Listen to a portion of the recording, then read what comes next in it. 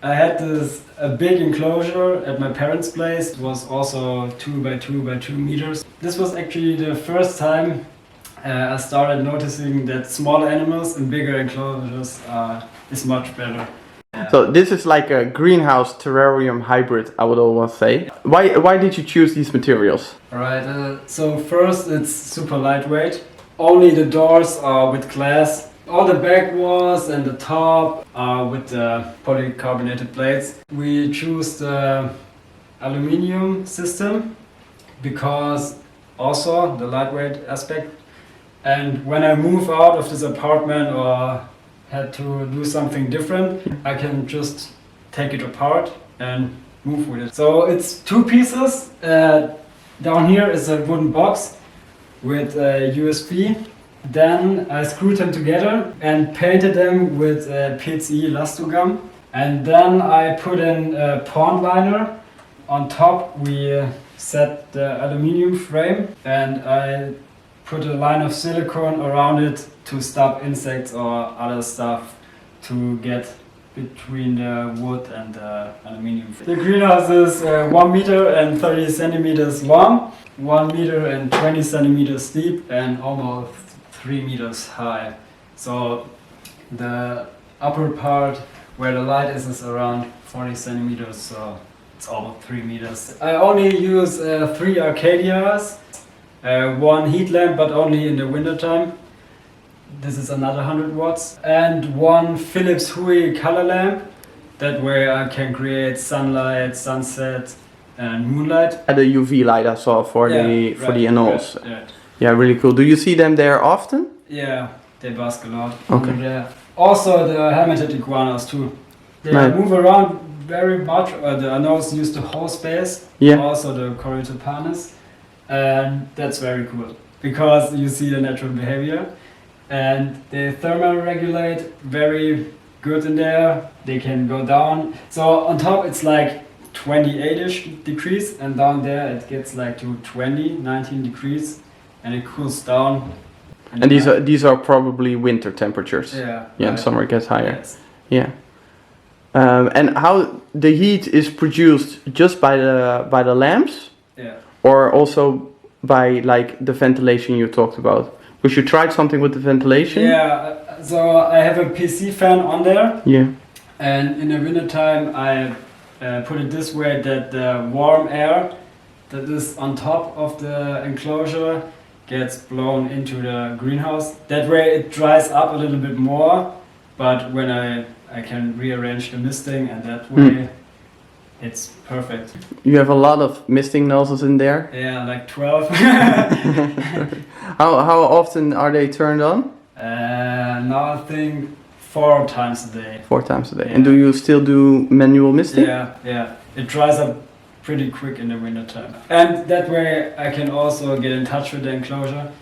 It's very technical. I can go away for a vacation for like 2 weeks and it will be fine. But I like to interact with the setup. That way I always hand mist, especially the epiphytic branch. This dries out really quick in the winter time. I had a big enclosure at my parents' place, but it was only with USB. But it was also 2 by 2 by 2 meters. This was actually the first time I started noticing that small animals in bigger enclosures is much better. So I always wanted when I was young the big animals like Varanus species or something like this. Then I bought a mangrove monitor and put it in the setup. And then when he grew up, I was like, oh shit, this feels not right. He's so big in the enclosure. It was big, but not big enough for me, I think. And then I gave him away and put in the setup also Anolis and some toads. And this was the first hint of the greenhouse movement. I always was into plants, but not that much as I am now. But since I was young, I always had plants in the setups. I hated it when it was bare and like the stereotypical ball python breeder stuff. I always put plants in there, native plants, grasses, and then like 3 years ago I started to really get into plants and then it took off. That's very interesting because sometimes plants are set up in different manners, like in a cabinet or a greenhouse. With the terrarium hobby, we always talk about ventilation, you know, have fresh air coming in, old air going out. While in greenhouses, you want to contain that warm air and just make sure there's movement. Yeah, true. And so that's a little bit of something you want to try out. Yeah, right. Different approach of keeping them, and I have this setup for a year now, and it works totally fine. Yeah, there's also absolutely no fungus issue or mold issues or whatever. You mentioned that you first had a big setup with a big animal in there, and you had more different animals, and this is your only current setup, terrarium-ish style. Hybrid. Greenhouse hybrid. Let's call it a greenhouse hybrid. Yeah. What do you enjoy more? This or all the different setups? Oh, definitely this. Definitely this. Yeah, 100%. Sometimes I think like, oh, I see this cool species from Asia or something, and I'm like, ah, damn, I want to put it in there. But when I come home and see it and see the animals behave, and I'm like, oh, damn, that's nice. And I had more setups before, and I definitely enjoy more. Because you have this one project you can focus on, give it 100% of the time, and that way you also have a lot of issues because you see only the bad things and not have another setup where you say, oh, there the moss is growing good, and that other one it's not that good, but you have two, and there's like, this doesn't grow that good, and you're like, damn, why? Can you show some plants you think would do really well in a setup like this? Of course, all plants look great. Yeah. But for somebody that's like wanting to start with this, what are some of the cool plants you would suggest? For me, the coolest plant in there. Yeah, there's. I like basically every plant in there, but this Terrarium vitae, I just love it. It gets those extremely huge leaves, and it looks very fancy, not like your typical philodendron. I don't know why I like it that much, but I mean, look at it. That's beautiful. Nice. What's a perfect beginner plant, I think, what looks nice and is not that, okay, now it's common, but the Philodendron verrucosum had those nice red backs, this fuzzy stem, that's a pretty cool plant. Macrabia, also a nice little plant. What else? Bromeliads, always pretty nice. I like the ferns too. Here you can see hanging down and building new pups. For me it's important to have variety in there, so not only philodendrons or bromeliads. I think the setup lives from the variety of plants, so I also have trees in there. This is, for example, an avocado tree. You know it maybe when you only have to see it in the glass. Yes. But this one is actually 8 years old. I bought it from eBay, cut it back completely, and now it's growing like crazy. That's pretty cool. And what's also really cool is the cacao tree. But this plant is very delicate. Sometimes it dies back, at the moment it grows, but it always has those brown spots, but whenever I see it, it has brown spots, and also in the botanical gardens. What's also cool is this ant plant. It's maybe not that common. I also made this wire basket filled with moss and bark for the Anthurium. That way, when I take it apart, I can screw out the thing and put it anywhere else I want it, because it's my favorite plant. And I really like that idea. We also saw something similar at Till. And I also I often try around with stuff, throwing some leftover ginger in there or sweet potato and let it grow. That's really fun. You can also see in the back corner I have also this mouse polish thing. I can take it away and put it anywhere else I want to. Has some different species of philodendron and anthuriums on it. But just stuff I'm playing around with.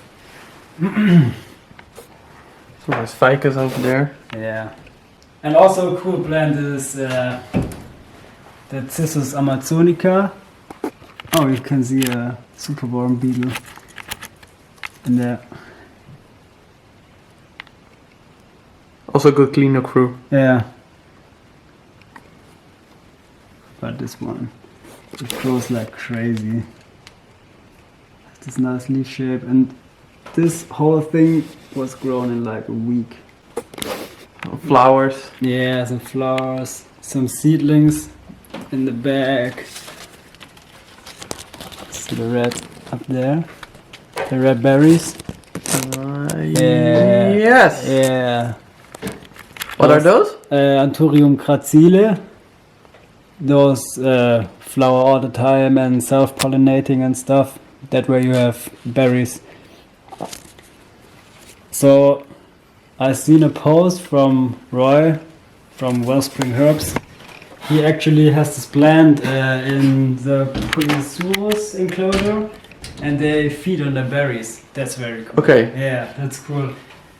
I hope that hermeted iguanas will eat them too, but they don't move, so they don't eat it. You said you also feed the Anolis fruits like banana. Yeah, or a lot. Yeah. Actually.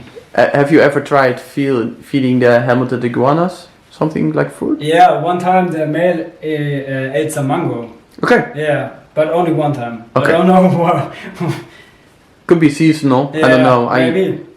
I honestly don't know anything about these, so Yeah, I'm very learning here also. cryptic. There's not much information out there. Yeah. You have to find out yourself Yeah. what they like, what they don't like. But it's very cool. It's a different kind of species. Maybe some people think they are boring or something like that because they move not much. But for me, it makes it very interesting because you can get more into the breeding of the favorite fruits or something like this. And when they move, it's very cool. Yeah. When you catch them. It's almost like a treat. Yeah, right. But what I read is that they like long, elongated insects, like worms and stuff.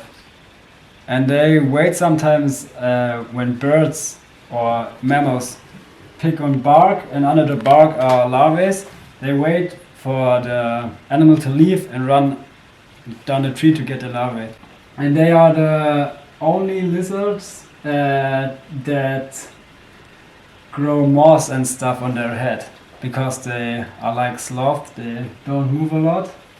Actually, moss and algae will grow on their head.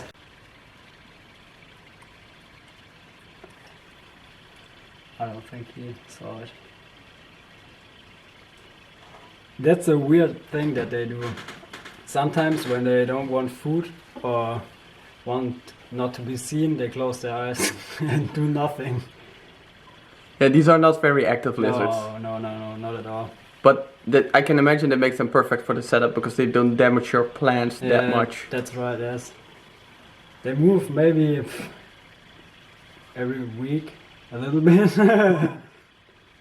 But they use the whole setup. So I see them on top and on the bottom.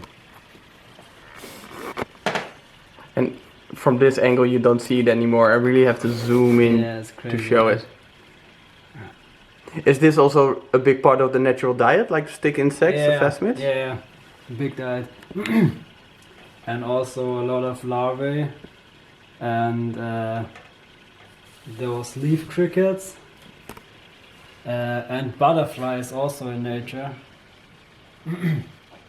But they won't eat roaches or something like that. Okay. I read that they don't eat prey items that are on the ground, because in nature they're living up on branches. Oh, what's actually another thing that I would like to mention. A lot of people say that Anolis grahami, when you keep it as a pair, the male oftentimes kills the female or is very aggressive. I've never seen that behavior in this enclosure, and I think, or I'm pretty sure it's because of the size. When you are in a small exoterra and don't have enough space to run away from each other, of course it's gonna happen that a dominant male will attack or maybe kill the female.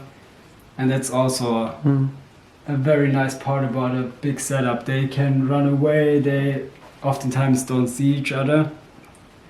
And yeah, when they want away, they can get away, and that's also pretty cool.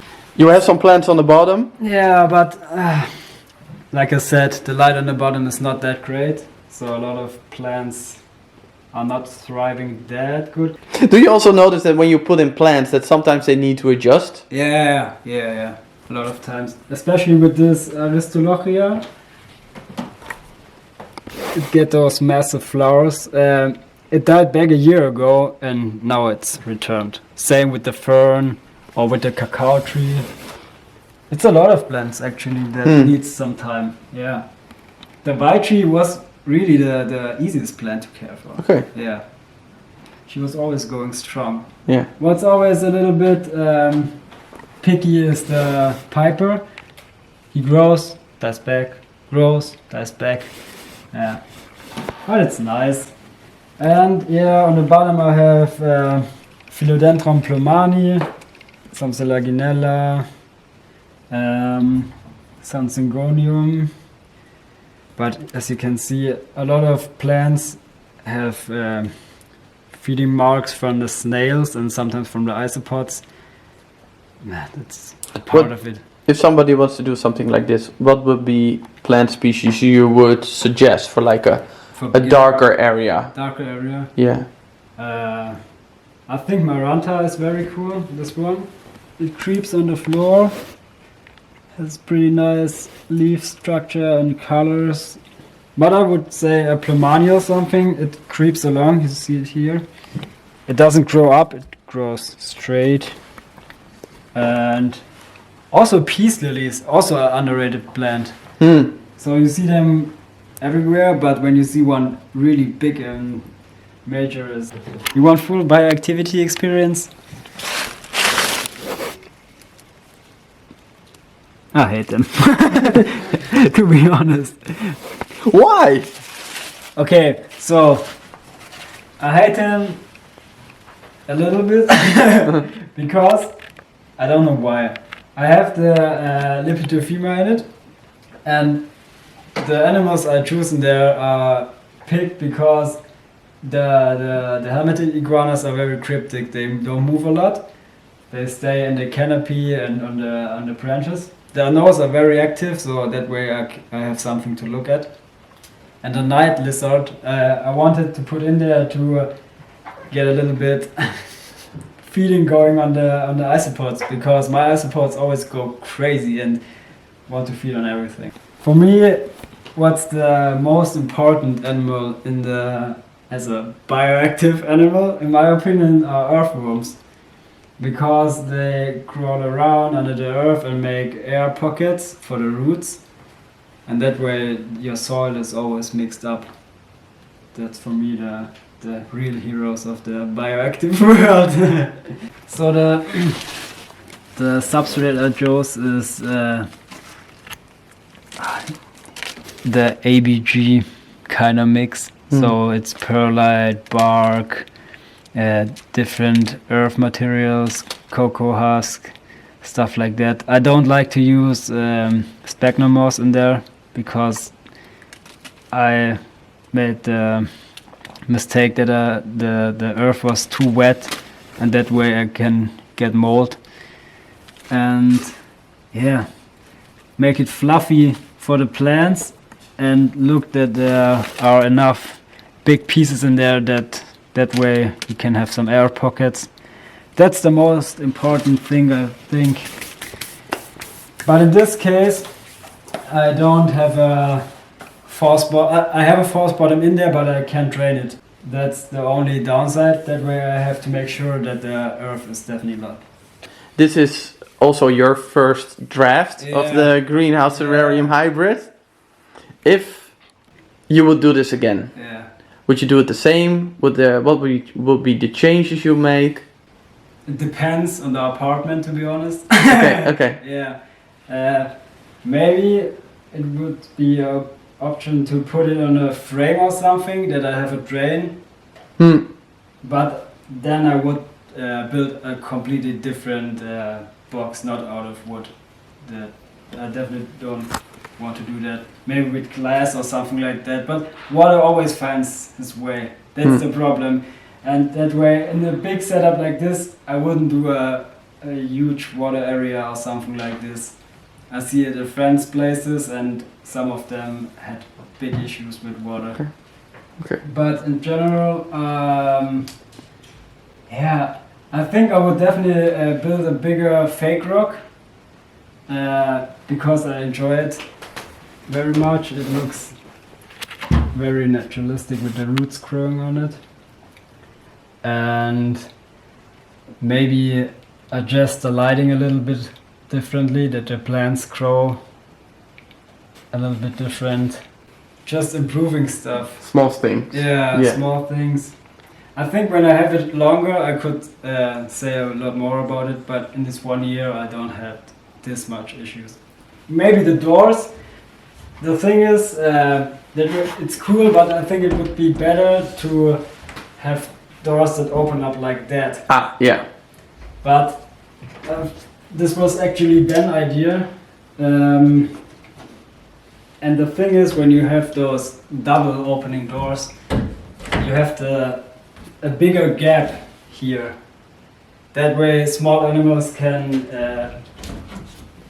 get away, or humidity finds a way out. That way it's sealed like this. Perfect. And it's also good when you have big pieces like the wood in there. When you can open up the whole thing, you cannot fit something very big in there. No, I'm actually very surprised that it's not like the windows aren't fogged. Yeah, right. It's because of the fan Yeah. up there. Yeah.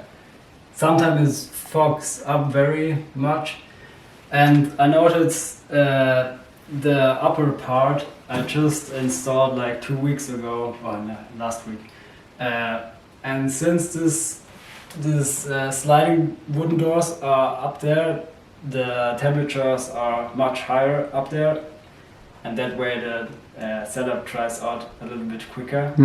Because I have air ventilation up there. Yeah, that's the only thing. But I think about putting another fan up there to blow out the hot air, or open it up, so I can easily open it up. What's cool, I breed there some feeders. It's perfect because of the heat. I don't need that extra heat mat or something like that, and everything is away. I have my tongs and stuff in there, and it's not everywhere in the apartment. That's pretty, for me it's important. Yeah, it looks very clean. Yeah. If somebody is doubting between 1 or 2 tropical terrariums or a greenhouse hybrid, why would they take The hybrid? the hybrid? Okay. So, Sell us. Sell us. Okay, definitely the light aspect of it. You can get much more creative. You can build different structures. Even when you have, you can go around a corner or something like that. You are much more variable than with glass terrariums, and it's much cheaper. This whole thing costed me 2,000 euros, and it's not much, in my opinion. It only makes sense when you want to build a big setup. So when you want to build something small, I don't think it looks that nice. But when you want a big setup or greenhouse hybrid, then I would go this way. Start the greenhouse movement, give your animals more space. That's the main goal, what we're trying to promote. And you will definitely won't regret it. That's 100% sure. If you love animals, give them space. Yeah, that's the last words. Great message. Thank you.